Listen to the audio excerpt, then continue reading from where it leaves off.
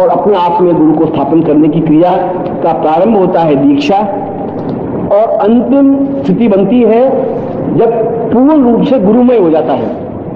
उसके सामने गुरु ही चिंतन दिखाई देता है। वह अगर राम के दर्शन करता है तो ऐसा लगता है कि ये मेरे गुरु खड़े हैं, आज गुरु ने धनुष बाण लात में ले लिया, क्या बात है। यह चिंतन जब उसके शरीर में समाज चिंतन में विचारधारा में समाज हो जाता है, संचारी भाव खत्म हो जाते हैं। क्योंकि जब तुलसीदास वृंदावन गए और वृंदावन में जाकर के उन्होंने कृष्ण के दर्शन किए तो उन्होंने कहा कि तुलसी मस्तक तब न में धनुष बाण व्यवहार। मैं आपको प्रणाम तो करता हूं मगर मुझे कुछ सामीप्यता अंतरम अनुभूति नहीं होती। मैं तो तब नमस्कार कर सकता हूं जब तुम्हारे हाथ में धनुष बाण हो, क्योंकि वह पूर्ण राममय हो गए थे। बांसुरी हाथ में ली हुई व्यक्ति को वो पहचान नहीं पा रहा था, उसको बड़ा अटपटा लग रहा था कि ये ऐसा कैसे है। और वो साफ कह रहा है कि तुलसी मस्तक तब न में धनुष बाण व्यवहार। और ठीक यही स्टेज जो तुलसी की राम के प्रति बनी वही शिष्य की गुरु के प्रति बनती है।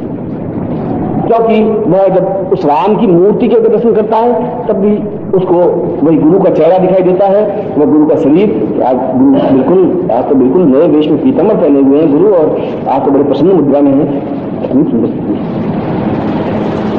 और जब वह गुलाब का पुष्प देखता है तभी उस गुलाब के पुष्प में उसको गुरु का चित्र दिखाई देता है कि कितने सुंदर ढंग से ये मुस्कुरा रहे हैं गुरुदेव। और उसको गुलाब के पुष्प में भी गुरु के साक्षात गुरु दिखाई देते हैं। यह दिखाई देने की क्रिया तब बनती है जब शिष्य धीरे धीरे गुरु की ओर समर्पित। मैंने कहा प्रारंभ उसका दीक्षा से। दीक्षा का मतलब है तुम धीरे धीरे शिष्य नजदीक, शिष्य का मतलब नजदीक आना, और नजदीक की परिभाषा है बिल्कुल एक हो जाना। उसको नजदीक कहते हैं 5 फुट फिर 4 फुट फिर 3 फुट फिर 2 फीट फिर 1 फीट फिर 1 इंच फिर आधा इंच शून्य। और शिष्य का मतलब है निकट, निकटतर, निकटतम और पूर्णतः हो जाना। यह शिष्य की क्रिया है, यह शिष्य का गुरुमय बनने की क्रिया है। और शिष्य की पूर्णता तब है जब वह गुरुमय बनता है। इसलिए शिष्य और गुरु दोनों अलग अलग हैं, बीच में डिफरेंस है। वह डिफरेंस 5 फीट का हो सकता है, वह डिफरेंस 3 फीट का हो सकता है। ये डिफरेंस 5 फुट या 3 फुट का क्यों होता है? क्योंकि जिसमें जितने ही संचारी भाव ज्यादा होंगे वह उतने ही गुरु से दूर रहेगा। क्योंकि अगर क्रोध आएगा, कभी उसको स्वार्थ आएगा, कभी उसका चिंतन आएगा, कभी वो उदास रहेगा, तो वो सारा उसका जीवन का क्षण या पूरा दिन उन संचारी भावों में व्यतीत हो जाएगा। तो उदास है, बहुत परेशान, ये ऐसा हो गया ऐसा। अब वो उसमें गुरु पर छूट गया उसका। वो 2 घंटे जो चिंतन किया, वो 2 घंटे जो गुरुमय होना चाहिए था, वह उस चिंतन में चला गया। फिर उसके बाद कि मैं अगर एक बार 5,000 रुपये मिल जाए तो मैं ऐसा कर दूंगा। वो आधा घंटा उस 5,000 रुपये मिल जाऊंगा तो क्या कर दूंगा, आधा घंटा फिर उसमें चला गया। और फिर सोचा कि शादी हुई नहीं है, मैं शादी होती तो लोग बहुत खुश हैं। और मैं इस प्रकार की लड़ाई झगड़े नहीं करता जो लोग शादी करते हैं। मैं शादी करने के बाद उसको इतना सुखी रखता, 2 घंटे उसमें खर्च हो गए। और संचारी भाव आएंगे, ये संचारी भाव उसको घेरे रखते हैं। और घंटे तो 24 ही हैं, और उन 24 घंटों में 12 घंटे नींद के। उन 12, इसका मतलब है तुम्हारी 60 साल की उम्र में है भी तो 60 साल की उम्र में 15 साल तुम्हारी बाल्यावस्था में चले गए जो तुम्हारे हाथ में थे ही नहीं। तुम्हें निकल पहनना आता ही नहीं था, तुम्हें खाना आता नहीं था, तुम्हें पीना नहीं आता था, तुम्हारी मां ने खाना पीना सिखाया, तुम्हें चलना सिखाया, तुम्हें बैठना सिखाया, बोलना सिखाया। 15 साल की अवस्था तो वो चली गई। पीछे रहे तुम्हारे 44 साल, 44 साल में 22 साल नींद में चले गए। पीछे रहे तुम्हारे 22 साल, और उस 22 साल में भी अगर तुम 20 साल तुम संचारी भावों में व्यतीत कर दोगे तो गुरु के हिस्से में तुम्हारी पूरी जिंदगी की 2 वर्ष मिलेंगे। और इसलिए पूरी जिंदगी बीतने पर भी गुरु और शिष्य के बीच में वो जो 5 फुट की दूरी है वो बनी रहती है। इसलिए जहां उसने प्रश्न किया कि अगर गुरु शिष्य गलती करे तो, और गलती वो तभी करता है जब उसमें संचारी भाव जागृत होते हैं या उसके ऊपर संचारी भाव हावी होते हैं। और जब संचारी भाव हावी होते हैं, जितने संचारी भाव हावी होंगे उतना शिष्य कमजोर होगा, उतना शिष्यत्व से दूर होगा। क्योंकि वो संचारी भावों को हटाने के लिए एक ही क्रिया है कि वह गुरुमय बने, और गुरुमय बनने के लिए निरंतर गुरु मंत्र जाप करे। यदि आपने देखा होगा तो कुछ प्रेमी ऐसे होते हैं अगर उस मजनू को पूछा गया कि तुमने खुदा देखा, राजा ने बुला के पूछा, तो बिल्कुल देखा। कि तुमने खुदा को देखा है? देखा है और जी भर के देखा है। कैसा है? ठीक लैला की तरह, ऐसी आंख है, ऐसी नाक है, ऐसा कान है, ऐसा खुदा है। उसका और कोई चिंतन नहीं, पूर्ण लैलामय हो गया था और कोई चिंतन ही नहीं था। जब राजा जैसा आदमी पूछता है कि तुमने खुदा देखा है, हाँ देखा है, वो दम के साथ कह रहा है और जो विवरण दे रहा है पूरी लैला का विवरण दे रहा है। और यदि आप किसी प्रेमी को अगर आप शुरू में जो कच्चा प्यार जिसको कहते हैं, उसको आंखों में हरदम वो एक ही सूट बच्ची घूमती रहती है कि जैसी है, उसके चेहरा गुलाब की तरह मुस्कुराता हुआ है, आंखें हिरनी की तरह है, वो सारी गाय भैंस बकरी हिरनी और वो सारी उस शरीर में जोड़ देता है। नारी शरीर रहता ही नहीं। उस नारी शरीर में फूल पौधे पत्तियां गुलाब और चमेली और केवड़ा और मोगरा और सांप की तरह लट और खंजर की तरह आंखें और फलदार की तरह ओठ और वो सब पेड़ पक्षी पशु बना करके खड़ा कर देता अपने साथ। वो नारी शरीर कहां चला गया? वो उसके मालिक में कुछ नहीं है, क्योंकि वह उसमें संचारी भाव बहुत जागृत हो गया। और शिष्य में जब संचारी भाव होगा, जितना भाव रहेगा उतना गुरु से दूर रहेगा। इसलिए मैंने कहा पूरी जीवन भर भी वो 5 फुट की दूरी बनी रह सकती है, और यदि चाहे तो 6 महीने में भी वह गुरु के चरणों में पहुंच सकता है। इसलिए गलती तब होती है संचारी भाव होते हैं और तुमने पूरा किया। अब तुम उसमें संचारी भाव जोड़ोगे तब तुम्हारी दूरी 5 फुट से 6.5 फुट बन जाएगी, वो 1 इंच और पीछे सकेगी, आगे क्यों नहीं बढ़ सकती, क्योंकि तुम उसमें बुद्धि लगाओगी कि अब गुरु ने 1 घंटे में आने के लिए कहा है तो घंटे में 1.5 घंटा बन जाएगा, तो कौन सा गुरु जी फांसी दे देंगे, ठीक है चले जाएंगे। और क्या बात है, लेट कैसा है? गुरु जी मार्ग में गाड़ी पिंचर हो गई थोड़ी, मगर क्या है कि वो पहिया उतर गया था, चाचा थोड़ा ठीक किया, आगे गुरु जी समझ रहे हैं ये बात नहीं होनी। अगर गुरु है तो बिल्कुल समझ रहे हैं, मगर वो समझ रहा है कि ये अभी 5 फुट था, अब ये 5 फुट 2 इंच दूरी पर है, और वो 2 इंच तुमने ही दूरी बताई। तो इसलिए गुरु ने तुम्हें दूरी नहीं की, तुमने अपने लक्षणों से, अपने बुद्धि से और बुद्धि के अजीम से अपनी दूरी बढ़ाई, जबकि तुम्हारी ड्यूटी थी गुरु के और 2 इंच नजदीक जाना।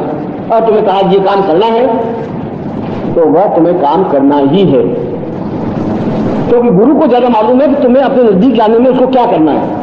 गुरु की तो केवल एक कर्तव्य, एक गुरु है, मनुष्य तो है नहीं। वह तुम्हारा पति नहीं है, वह तुम्हारी पत्नी नहीं है, वह तुम्हारा भाई नहीं है, वह तुम्हारा संबंधी नहीं है, वह तुम्हारा गुरु है। और गुरु की तो केवल एक ही कल्पना है कि वह शिष्य को अपने में समाहित करे। अगर पति हूं मैं, जिस क्षण मैं पति बनूंगा तो मैं पत्नी को उस ढंग से बात करूंगा, उस समय मैं गुरु नहीं हूं। जब मैं पिता बनूंगा तो मैं अपने पुत्र से उस ढंग से बात करूंगा, वहां मेरी ये क्रिया नहीं होगी कि पुत्र मुझे लीन हो। मगर जहां मैं गुरु बनूंगा और जहां शिष्य है, वहां पर उस गुरु का केवल एक ही धर्म कर्तव्य है कि शिष्य को अपने आप अंदर लाए। वो अंदर लाने का प्रयत्न करता है और शिष्य उन संचारी भावों से दूर जाने का प्रयत्न करता है या नजदीक आने का प्रयत्न करता है। इसलिए शिष्य को सापेक्ष कहा गया है कि शिष्य प्रयत्न पूर्वक गुरु की तरफ बढ़े। ये सब लगाया है शंकराचार्य ने। मैं जो श्लोक बोला था उस श्लोक का अर्थ यह है कि शिष्य प्रयत्न पूर्वक गुरु की तरफ बढ़े और प्रयत्न पूर्वक उन संचारी भावों को हटाकर आ सकते हैं संचारी भाव आप ही हटाए और फिर गुरु मंत्र में लीन हो जाए, फिर गुरु के चित्र की ओर उन्नीत हो जाए। अगर और कुछ वासनाएं कुवासनाएं कुविचार कुछ चिंतन आते हैं तो हॉल में बैठ जाए, गुरु की चरणों की तरफ साफ साफ देखता रहे और कुछ नहीं तो अपनी आंख बंद करके गुरु में अपने आप में लीन होने की क्रिया करें। और धीरे धीरे एक इंच सरकता एक क्षण ऐसा आता है कि गुरु में बन जाता है, क्योंकि उसको गुरु के अलावा फिर कुछ दिखाई, वह पेड़ में भी उस गुरु को देखता है। तुम्हारा सौभाग्य है कि तुम 4 फुट की दूरी पर ही हो। अब तुम जितने संचारी भाव कम कर सकोगे, जितने गुरु मंत्र में लीन हो सकोगे, जितने अपने मन में गुरु को धारण कर सकोगे, जितने गुरु का कार्य कर सकोगे। मशीनरी चला रहा है तो गुरु का कार्य है, गुरुमय है। गुनगुनाहट है तो गुरु की गुनगुनाहट है। कोई भजन गा रहा है तो गुरु का भजन गा रहा है। वो अपने आप में लीन है तो गुरु में लीन है। दिखाई देता है तो गुरु दिखाई देता। ऐसी स्टेज आ सकती है और ऐसी स्टेज आना उस ब्रह्म से साक्षात्कार करना है। और ब्रह्म से साक्षात्कार करना बुद्धत्व को प्राप्त करना है। और बुद्धत्व को प्राप्त करना जीवन के टॉप पे पहुंचना है, जहां पर आम आदमी नहीं पहुंच सकता। लाखों में से एक व्यक्ति पहुंच सकता है, 2 व्यक्ति पहुंच सकते हैं। इसलिए तुम्हारे मेरे बीच बहुत कम फासला रह गया है और मैं दिन बहुत समय कम रह गया है। इसलिए उस फासले को हम कितना जल्दी पार कर सके ये तुम पर निर्भर है। ये संचारी भाव तो जागृत होंगे ही। तुम नहीं गाओगे तो पास पड़ोस वाला फिल्मी गाने गाएगा। तुम संचारी भावों को तोड़ नहीं सकते, मगर यदि तुम बिल्कुल उसमें प्राण में गुरु में हो सको तो तुम्हें वे फिल्मी गाने कानून नहीं आएंगे। मैंने किस्सा सुना था कि अकबर दोपहर के समय, एक दिन दोपहर हो गई तो नमाज पढ़ने का टाइम हो गया। नमाज पढ़ने का टाइम हो गया तो रास्ते पर ही उसने चादर बिछा दी और घुटने टेक करके अल्लाह अकबर करने लगा। उस अल्लाह के ध्यान में लीन होने लगी। और ठीक 12 बजे एक प्रेमी ने टाइम दिया था प्रेमिका को, ठीक 12 बजे आएगी तो मिलूंगा, उस बाद में नहीं मिलूंगा, मैं चला जाऊंगा, सुन ले। और प्रेमिका एकदम से हड़बड़ाती हुई घर से निकली कि माँ बाप देखे नहीं, 5 मिनट का टाइम है, मुझे टाइम दिया है, तो वो चला जाएगा। और दौड़ती जा रही थी और जहां अकबर नमाज पढ़ रहा था उसके चादर के ऊपर पाँव रखती हुई चली गई। अकबर तो राजा पूरे भारतवर्ष का, बहुत गुस्सा आया, सारी और तो छिना, मैं खुदा की इबादत कर रहा हूं, क्या कर रही है। खैर फिर अल्लाह अकबर करने लगा। वो वापस प्रेमी से मिलकर के बातचीत करके जो कुछ कर रहा था आई, वापस आई, उस चादर के पास मिलकर लगी तो अकबर ने हाथ पकड़ा, तुम मूर्ख, तुम्हें शर्म नहीं आती, तुम्हें खुदा की इबादत करा तो चादर पांव के चली गई, तुम्हें खुदा की बात कर रहे, तुम्हें कैसे मालूम पड़ा कि मैं आई, तुम्हें कैसे मालूम पड़ा कि मैं चादर पांव रखा, तुम्हें कैसे मालूम पड़ा कि मैं गई, मुझे तुम दिखाई नहीं दी, मैं चादर दिखाई दी, मुझे तो प्रेमी दिखाई दे रहा था, उसको दिखाई नहीं दे रहा था, तुम्हें तो भगवान शायद मुझे मैं दिखाई दे रही थी या चादर दिखाई दे रही थी, क्योंकि वह प्रेमी मैं हो गई थी, वह गुरु के पास ईश्वर के पास था ही नहीं, उसको चादर और जाती हुई उसको पांव सब दिखाई दिया, तो वो ढंग था। इसलिए न उसको अकबर दिखाई दिया, न चादर दिखाई दी, न उसका ध्यान दिखाई दिया, उसके आंख के सामने प्रेमी था, जाना था। और जब तुम गुरु में हो जाओगे तो न फिल्मी गाने दिखाई देंगे, न फिल्मी गीत दिखाई देंगे, न आसपास का वातावरण, न संचारी भाव दिखाई देगा, तुम गुरु में बन जाओ। ये संचारी भाव की जगह चलेंगे, तुम अपनी जगह चलोगे। और बहुत फिर 2 इंच सरकना हुआ गुरु की तरफ। और मैं आशीर्वाद देता हूं कि तुम गुरु में बन सको, तुम गुरु में लीन हो सको, उस ब्रह्म में बन सको, उस आनंद को प्राप्त कर सको, और वो आनंद तुम्हारा प्रत्येक दिन उत्साहपूर्ण हो। मैं तुम्हें देखता हूं नित्य उदासीपूर्ण, मरे हुए चेहरे, उदास और रोते हुए चेहरे। मैं जब सुबह तुम्हें देखता हूं तो मैं सोचता हूं कि शिष्य है या मुर्दे कब्रों में से उठ करके आए। मुझे कई बार खौफ होती है कि या तो मैं गलत हूं या शिष्य गलत हूं, क्योंकि चेहरे ऐसे थप्पड़ खाए हुए चेहरे, मुरझाए हुए चेहरे, उदास चेहरे, क्या है क्या ये, कब्र में से उठ के तो आए नहीं है, क्योंकि तुमने उत्साह नहीं है, एक चेतना नहीं है, एक जागृता अवस्था नहीं है, इसलिए नहीं है कि तुम गुरु में नहीं। और जो गुरु में बनकर चेहरे पर एक अपूर्व तेज, लाली तेरे लाल की, मैं भी हो गई लाल, वो खुद लालमय हो जाती है, लड़ाई युक्त हो जाती है, उसका चेहरा लाल सूक्ष्म। और मैं चाहता हूं कि तुम्हारा प्रत्येक क्षण प्रफुल्लता पूर्ण हो, ओजपूर्ण हो, जोशपूर्ण हो, उत्साहपूर्ण हो और गुरुपूर्ण हो। तो तुम्हें ऐसा ही आशीर्वाद।